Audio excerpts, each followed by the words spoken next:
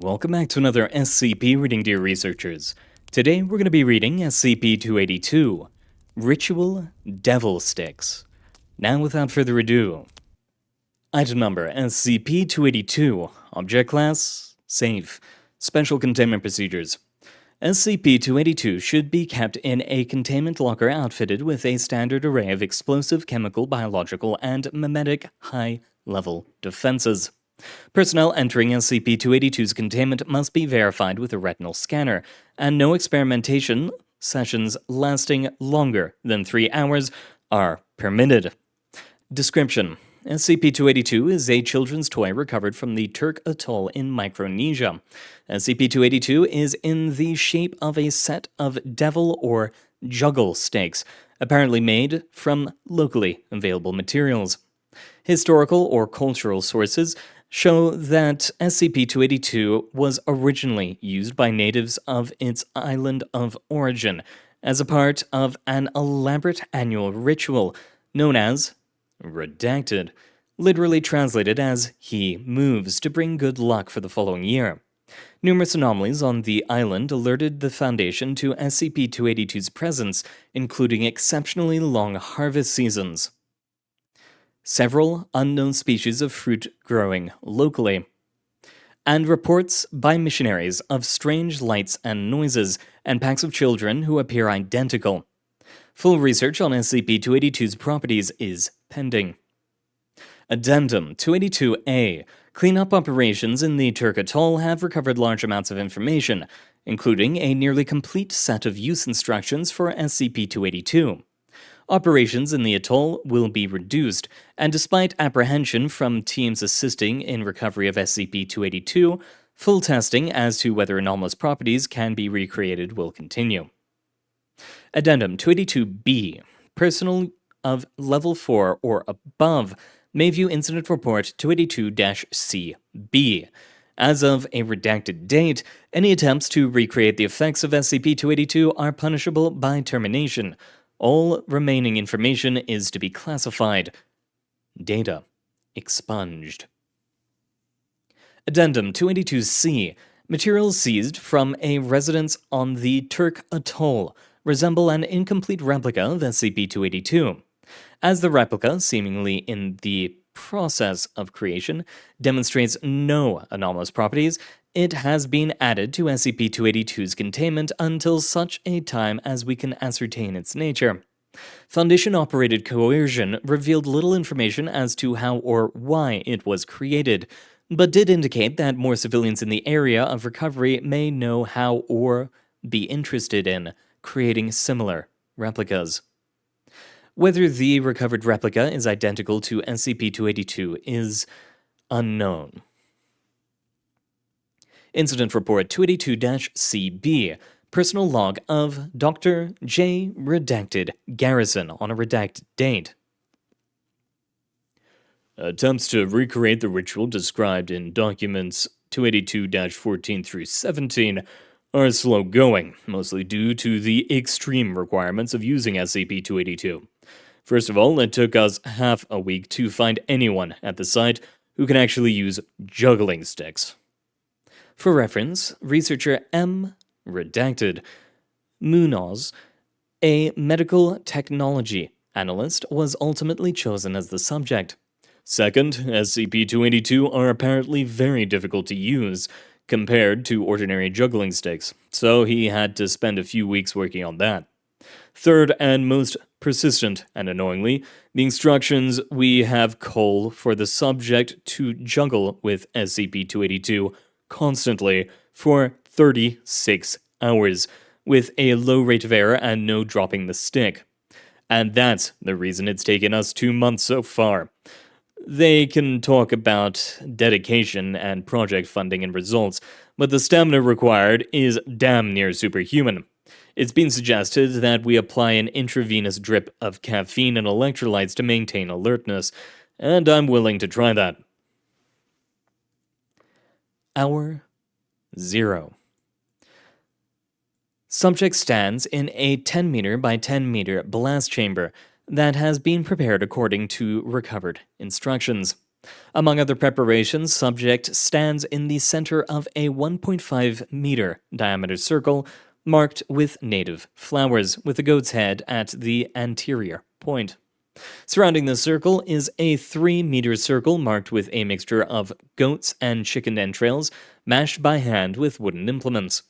Outside of this is a final 3.5-meter circle marked with chicken feathers, chicken and goat footprints in ash, and a poultice of several herbs and human blood. One chicken skeleton and one goat skeleton have been laid around the room, outside the perimeter of the final circle. The subject, medical technician M. Redacted Munoz, with attached intravenous drip, stands in the center with SCP-282. Subject begins to use SCP-282. Hour 1. Subject continues with no major errors in play or reports of anomalies. Vital signs are all normal. 6 hours already? He hasn't dropped it yet. I'm very hopeful that this time will be it. I watch through the plate glass, get nervous every time he fumbles. Every time. It's gotten a little ridiculous. I'm worried it might be an effect of the SCP, so I told the standing guard, but I think it's more stress than a mental pull. Going to call a secondary observer in and sleep on the cot in here. Woke up. He's still going. Note: instruments in testing chamber showed the subject's heart rate had increased slightly by this point in time. Hour 18. Subject notes sounds of laughter from inside the testing chamber. Outside observer notes nothing abnormal. Hour 23. Subject becomes increasingly paranoid, claiming that the experiment won't work and asking if he can stop. Encouraged to continue juggling, and at no point does the subject drop the stick, hypothesized to be a stress reaction. Hour 26. Subject claims to feel a breeze in the chamber. Signs of strong winds are apparent when animal skeletons outside the circles are moved as if being blown. However, none of the flowers in the first circle are disturbed, nor is subject's play impaired. Hour 27. All lights in the chamber abruptly dim. In addition, the outer circle appears to completely and suddenly disappear from view.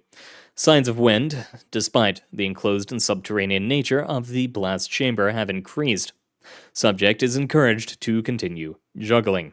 Note: later records show no electrical issues with chamber lights, hypothesized to be an effect of the SCP. Hour 30. Subject reports feeling cold. Sensors affirm that the temperature inside the chamber has dropped 20 degrees. Continues juggling. I nearly can't believe he's kept it moving this long. Obviously, the error frequency has expected to go up as the time goes longer, but he hasn't dropped it once. And the error rate seems to have decreased, like it's getting ingrained. Here comes the final stretch. Looks tired. I don't blame him. Hour 32. Second circle moves as if being blown inwards, then disappears entirely. Subject makes no note of this. After 10 minutes, animal skeletons around the perimeter of the chamber stand up, despite lack of muscle or connective tissue. Subject becomes unresponsive, muttering quietly. Hour 33. Final circle disappears and light dim again, until area inside chamber is completely dark. Observers note a voice exclaiming, "He moves," before sounds of juggling cease and a clattering noise is heard. Class 2 lockdown is ordered. Note: further analysis through infrared camera reveals that at hour 33:14, the subject's knees buckle, and after muttering loudly before footage is interrupted by several bright flashes, apparently only visible to infrared sensors. During this time, subject disappears entirely and SCP-282 falls to the ground. Hour 34. Sounds of juggling resume from inside the container. Note: infrared cameras show that a figure not corresponding to M. Munoz appeared in the testing chamber, recovered SCP-282 from the floor, and continued juggling while laughing heartily. Hour 35. Several more infrared flashes occur, some of which now translate into flashes in the visible spectrum. Containment chamber is very dark. At 35:28 hours, side of containment chamber is ruptured by a sudden heat measuring over, redacted, in the thousands degrees Celsius. Camera footage shows the unknown force proceeding to destroy obstacles in its path via obliteration, moving up an emergency stairwell, damaging stairwell, but without compromising it structurally. At ground level, it proceeds to carve a route through the facility until the perimeter of site, redacted, is reached, at which point it is no longer seen. All of the above takes place within 4.7 seconds. Nearby personnel report seeing only a bright, hot light. Note, camera footage shows that upon compromising the perimeter of the facility, the force paused for several milliseconds, then disappeared, as opposed to exiting the facility. Infrared footage from the testing chambers shows that it is completely empty at this time. Within several seconds, light in testing chamber returns to normal. Subject has returned to testing chamber, collapsed on the floor with SCP-282 nearby as if dropped. In addition, a fine layer of ash covers the testing room floor. Paramedics team rush in. Subject is currently undergoing treatment for post-traumatic stress disorder and is expected to resume normal operations shortly. After action report from interview with M. Munoz. I'm juggling, right? Like I've been doing for the last whole day. Then everything picks up like I'm standing in a Redacted. hurricane. And I feel this thing. I don't even know what it is, but it was there and I could... Christ. Everything went black and I knew that I had moved, that I was somewhere else before I knew there wasn't a floor, ceiling, those goddamn sticks where I was. Just nothing, really, and the darkness. And then it was there. God damn it. I knew it, that there was something else there, even though I couldn't see or hear or feel it, because there was nothing to see or hear or feel. It was just waiting there, keeping me there, waiting for me to do something. I curled up in this little bowl, tried to make it not notice me, but it was there breathing down my neck the whole time. In the end, I just told it I wanted to leave. That was it. Additional data. Over. Redacted. In-property damage was caused by Incident 282-CB, and containment of 3 separate SCPs were compromised. Because of this, current sanctions on experimentation with SCP-282 were put in place.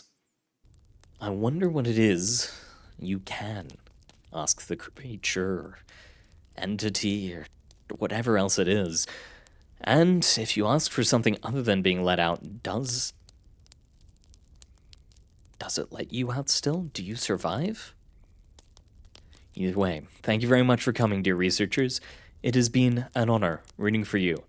And remember, even the smallest skill can be useful in research. You will just never know why, how, or where until it occurs. And even then, sometimes you won't know.